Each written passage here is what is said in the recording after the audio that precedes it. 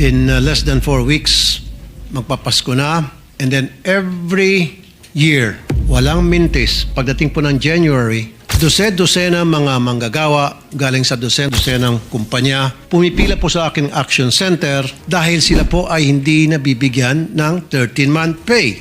Ito po ang tanong ko ngayon sa DOLE. Ang 13-month pay ay batas. Ang nagsasabing, on or before December 24, dapat na ibibigyan 13-month pay ng bawat manggagawa. So anong programa merong inilaan ngayon ang DOLE para masiguro masunod ang batas na ito at lahat ng kumpanya ay dapat magbigay ng 13-month pay on time para sa mga manggagawa? Mr. President.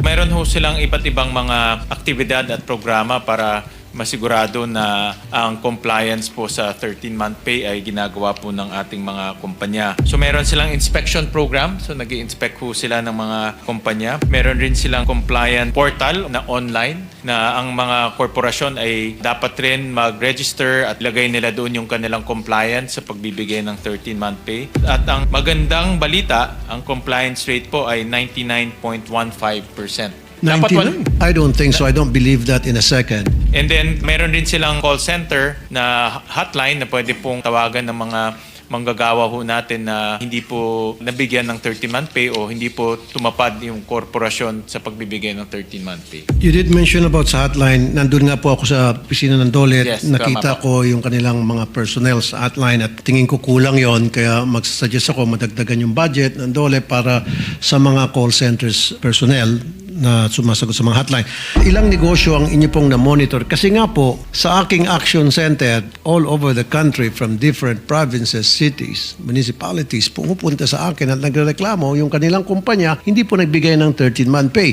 Eh kung yung pagmamonitor nga po sa mga kumpanya na hindi nagbibigay ng minimum wage, nagkukulang na sila, kaya nga na-hybrid ako, na pinupuntahan na po ng mga field inspectors nila, nakakalampas pa rin, ano na po itong 13-month pay? Ano po yung parusa sa ngayon doon sa mga kumpanya na hindi po nagbigay ng 13-month pay on time o hindi talaga nagbibigay at all ng 13-month pay? Kasi sa tingin ko, walang ngipin po itong batas natin tungkol sa 13-month pay or mga kumpanya na naglalabag sa 13-month pay. Kaya nga po naabuso ito kasi walang ngipin yung batas na yan. Actually, tama ho kayo. Wala pong specific na penalty na pwedeng i-impose sa mga korporasyon at establishments. Tama ho kayo, kailangan i-amenda yung batas. That's the reason why I've been talking to my legis team, pinag-aaralan namin, na yung batas na yung bill na ipapasa ko, hopefully maging batas yun, na mag-i-impose ng fine sa mga kumpanya na hindi nagbigay ng 13-month pay on time through the LGU.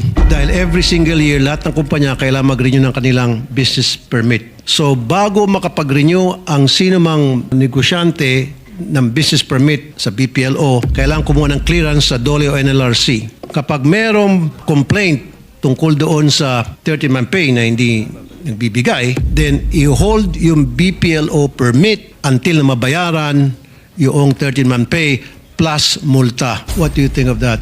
Maganda ho yan. In fact, sa Valenzuela ho, meron kaming by ordinance create na office. Ito yung Workers Affairs Office. Kasi marami kaming factories, Your Honor. So, at dinalo ko yun at marami rin marami nagbabiolate. Correct.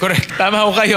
Samot-samot violation na ron sa Valenzuela. And by ordinance, pwede pong i-revoke yung kanilang business permit. So tama po yung konsepto nyo. Napakaganda po. At the local level, pwede na pong ma-penalize yung mga establishments by the LGU. Kumbaga,